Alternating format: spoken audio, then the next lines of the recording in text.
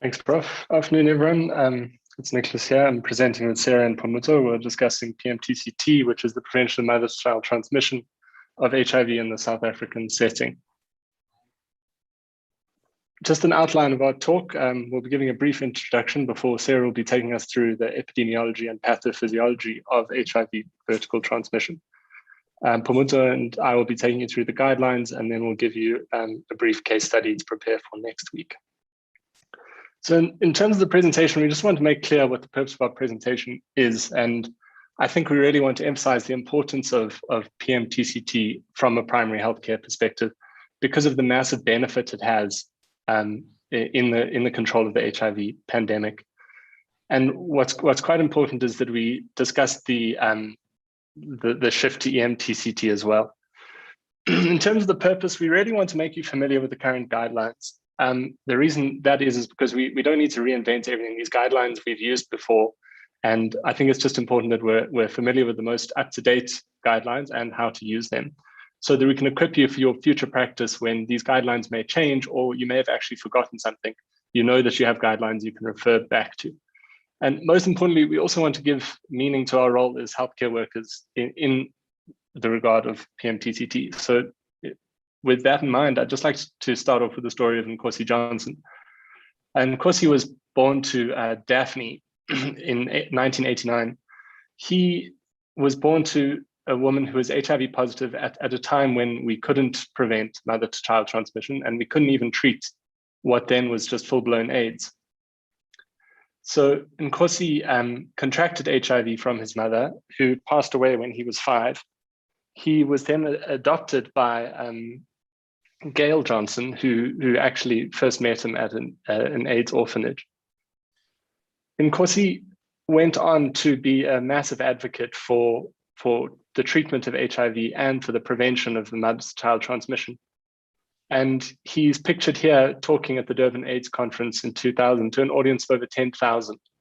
And I mean, I know we all get nervous talking to 60 odd people on a Zoom presentation. I can't imagine the courage this little boy had to speak to 10,000 delegates about the importance of treating HIV. And Nkosi Johnson unfortunately passed away at the age of 12 in 2001 because South Africa didn't have an adequate ART program. And all of this could have been prevented if we had prevented the vertical transmission of HIV from his mother. I just want us to think about what he could have gone on to achieve had he been given the chance. Just an important quote from him, which I think is pertinent here, is, "Care for us and accept us. We are all human beings. We are normal. We have hands. We have feet. We can walk. We can talk. We have needs just like everyone else. Don't be afraid of us. We are all the same." And I think that just brings home the human nature of what we're talking about beyond just the medical aspect. In terms of the shift to EMTCT, I think what's important here is that a good PMTC program is so effective that we can actually eliminate mother-to-child transmission. It just shouldn't be something that happens anymore. And what we usually focus on in PMTCT when people think of it is just the third pillar, which is preventing HIV transmission from a woman to her infant. But in actual fact, they've laid out 4 pillars, which include the prevention of HIV in women of childbearing potential, preventing unintended pregnancies among women living with HIV, especially if they're newly diagnosed or aren't yet controlled properly. And pillar 3 is what we usually talk about with PMTCT, which is just that one small section. Pillar 4 is then the ongoing treatment of women living with HIV, their children, and their families. And so we're going to try and cover this whole thing throughout our presentation. And now I'll hand over to Sarah just to take you through the epidemiology. So first we'll be having a look at epidemiology on a global scale, then looking closer at South Africa statistics, and then going on to the likelihood of transmission through the course of pregnancy and birth.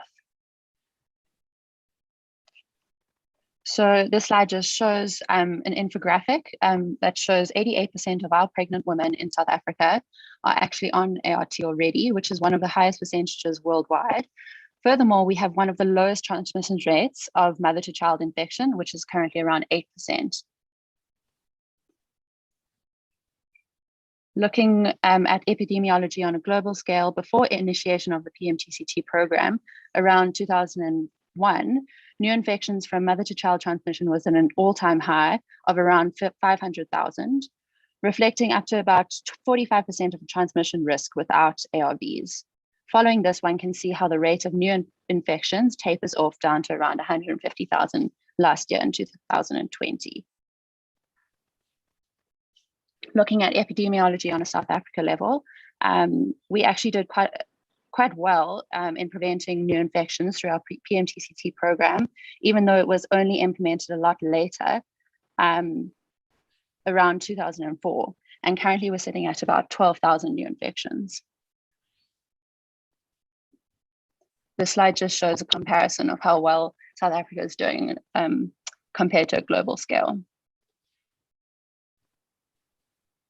So looking at timing of infection, with an overall up to 45% transmission risk and excluding breastfeeding from the equation, only 1/3 of infections occurred in utero, and the majority of which was in the 3rd trimester.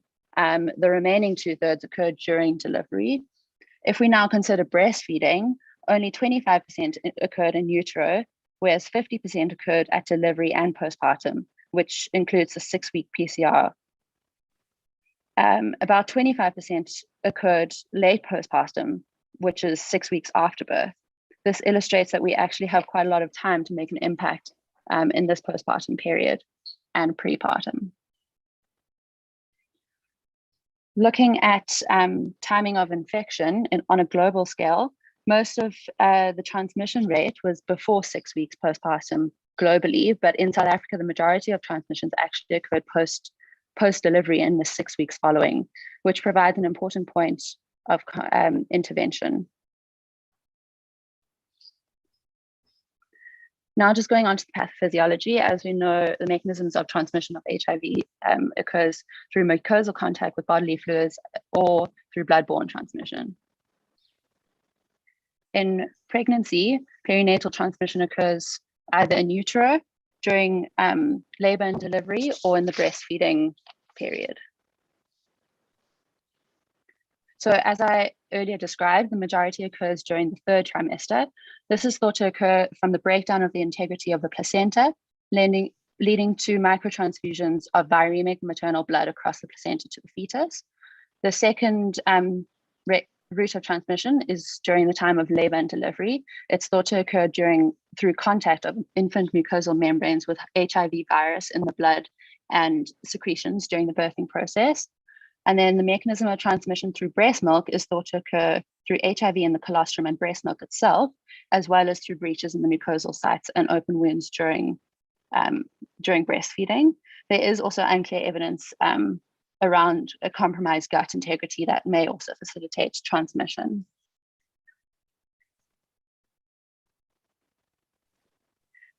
So I'll be taking you through the guidelines with Phumudzo. Just a quick outline of it. We first want to just go through some objectives and goals of PMTCT.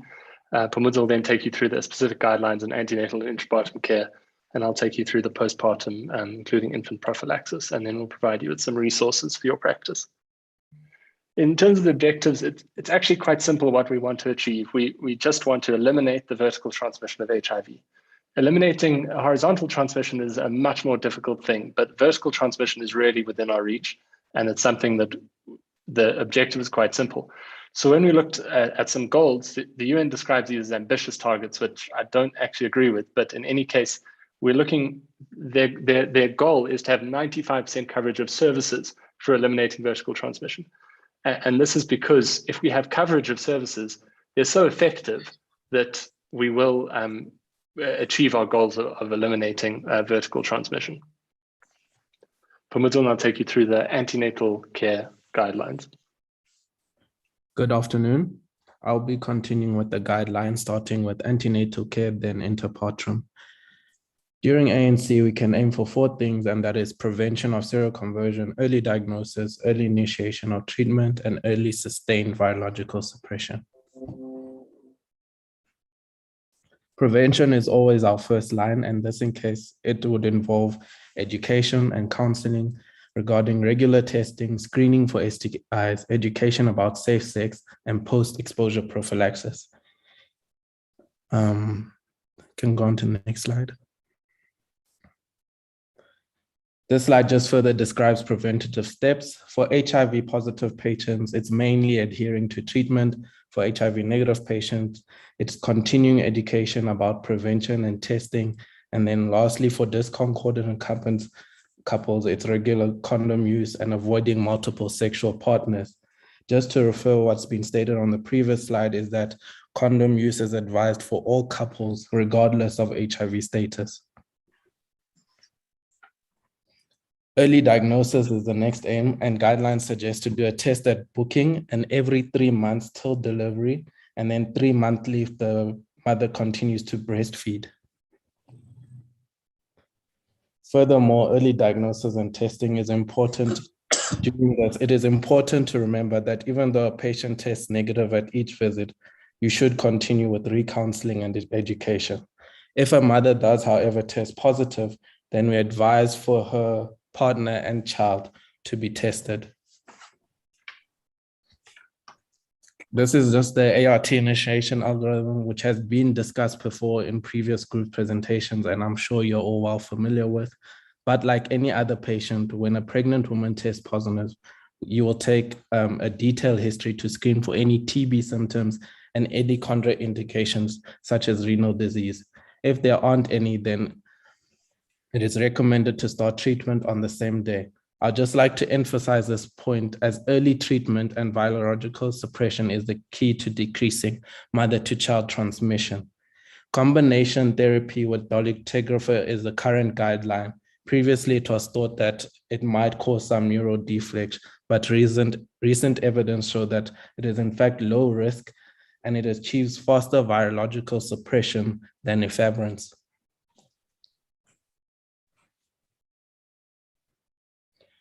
Early and sustained virological suppression is the next aim. For mothers who are newly diagnosed, a viral load should be done 3 months after they have been on treatment. If the viral load comes back as less than 50 copies, then you only have to do it again at delivery. If they are known positive, you can do it at the first visit. And then again, if the viral load is less than 50, you can do it at delivery again. If the mother, for some reason, is a known positive but not on treatment, then you refer to the first step where you initiate them on treatment or reinitiate them on treatment, and then do a viral load at delivery again if it's below 50.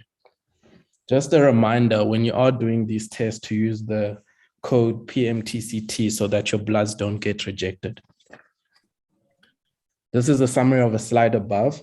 If during the pregnancy or postpartum, a viral load does, however, come above 50 copies, then you'll refer to the virological non-suppression algorithm, which will be shown on the next slide.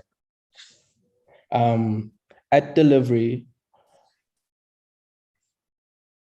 so every mother, when they're at delivery, deserves a viral load, and then 6 months postpartum, and then 6 months if they continue to breastfeed. Next slide. This is a viral load non-suppression algorithm, and it has been discussed before, but basically it's your ABCDs, which stands for adherence, bugs, which is your infections, if we're using the correct dose, any drug interactions, and lastly, resistance. In terms of the actual algorithm itself, basically, if at any point the viral load is more than 1,000, you should consider high-risk prophylaxis at delivery and after delivery. We'll discuss the guidelines on breastfeeding a bit later. And then guidelines interpartum. The first step would be to identify the HIV status, then stratify their risk, and then decide if they fit criteria for interpartum prophylaxis. So how you decide their status is the usual testing. And then in terms of risk, low risk would be someone with a viral load of less than 1,000 copies. And this has been done in the last 3 months. And a high risk will be more than 1,000 copies and older than 3 months. If a patient is newly diagnosed and not on treatment, it is recommended that you can give TLD and an nevirapine stat dose. It has been suggested in a high resource setting, you can give AZT and do a C-section rather.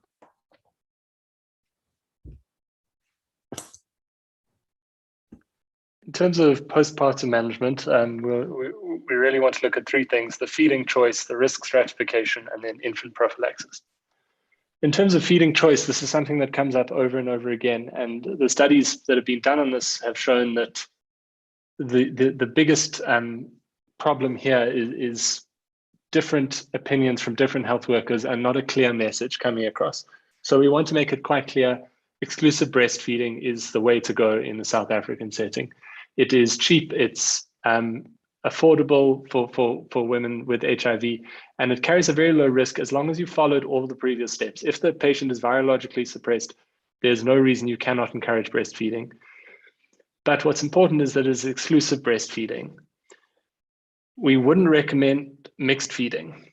Formula feeding in a patient who is has the means to provide formula feeding at the correct dose and to persist for the entire duration that is required is also fine. And in a resource-rich setting, that's actually the guidance, is that it takes the HIV transmission post-birth down to 0. You just provide formula feeding. But the important thing to remember is that mixed feeding is not acceptable. However, if a patient comes in and they have been mixed feeding, we need to take a patient-centered approach to it. We mustn't be harsh and judgmental about this, because we must truly know as doctors the struggles mothers go through. They may have to go back to work. They may wish to exclusively breastfeed, but then there's an issue. Women often complain that they're not producing enough milk, or that there are barriers to breastfeeding. And so we need to counsel them and try and get them back onto one of these two parts, either exclusive breastfeeding or formula feeding. In terms of the management postpartum, we differentiate between the risk to the mother and the risk to the infant. So a low risk mother is a mother who's been adherent to treatment, who's booked early, and at delivery the viral load's less than 1,000. We still want to get that viral load to less than 50, but in the South African setting, we said that the low risk is considered a viral load less than 1,000. We'll continue monitoring, as Phumudzo discussed, the viral load every 6 months. In terms of the low risk infant, that's an infant born to a low risk mother. You still want to do a birth PCR for the infant and provide nevarapine. Okay, that's our low dose protocol. It's going to be a once daily dose for 6 weeks. From 6 weeks, you stop the nevarapine, you continue cotrimoxazole. That is if the mother remains low risk. If at any point the mother's defaulted or you think she's elevated to a high risk, then you'll move on to the high risk algorithm. In terms of a high risk mother, that's any mother with a viral load of more than 1,000, or a mother without a viral load result in the last 3 months. And that's something we seem to forget. It's much better to start an infant on a high risk protocol and step them down once you know the viral load, than to realize 3 weeks later, oh, the mother actually defaulted or was resistant, and now the baby's already contracted HIV. So the most important thing with a high-risk mother is to have rapid suppression of her viral load, and dolutegravir has been shown to be a brilliant drug for this. It achieves rapid suppression and has fewer side effects. In terms of the infant, we're still going to do a birth PCR, and then we're going to provide the dual prophylaxis, so twice daily AZT and nevarapine once daily. Again, continuing this algorithm depends on achieving virological suppression in the mother and whether the baby is receiving breastfeeding or formula feeding. If there is breastfeeding with a high viral load, you need to continue your prophylaxis. If there's breastfeeding with a low viral load after 6 or 12 weeks, then you can consider stopping your prophylaxis and giving cotrimoxazole. We've provided a dosing chart at the bottom there, and these are just straight from the guidelines, just so that you make sure that you're giving the correct dose. Often we don't update our doses, and infants are on a dose that's far too little. So we just wanted to provide you with some useful resources that we've come across. We've just sent on the group the National Department of Health guidelines. It's a really nice protocol book, and it's something you can just save on your phone. It's something that we've gone through, we've included in our presentation so that you become familiar with it. The next thing that's really useful, I'm sure most people have used, but if you don't know about it, EM guidance is great for dosing and for looking at protocols. And for the more complicated questions, we found UpToDate to be very helpful in looking at questions. We find that sometimes in our setting, we're dealing with patients that really should be managed by a specialist, but you have no choice but to manage them in a primary setting. And one last thing in terms of resources, we'd encourage you to find out your referral algorithm. and try and get the contact of someone. So in the Charlotte cluster, Dr. Davies is the HIV specialist in the antenatal setting. And if you have any questions, she's happy to take a call and advise you on what to do for the mother. And if she thinks that a referral is necessary, she'll provide you with the correct avenues for referring the patient to a higher setting.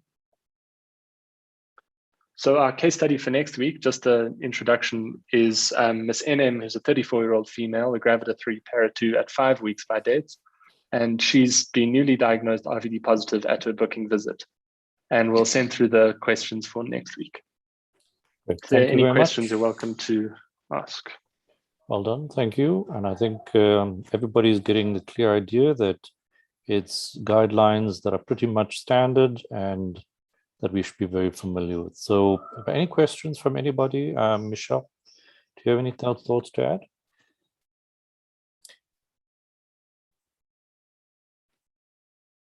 If not. Good afternoon, everyone. I was just looking for that SA HIV app as you were putting it there, and I can't find it. Did you say it's an app? So the app is the EM guidance app, which you can get on the first one.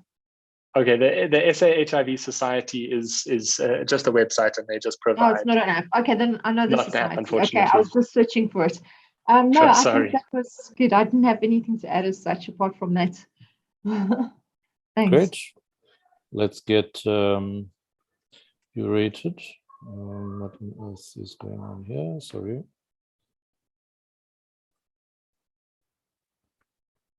So let me just get the poll.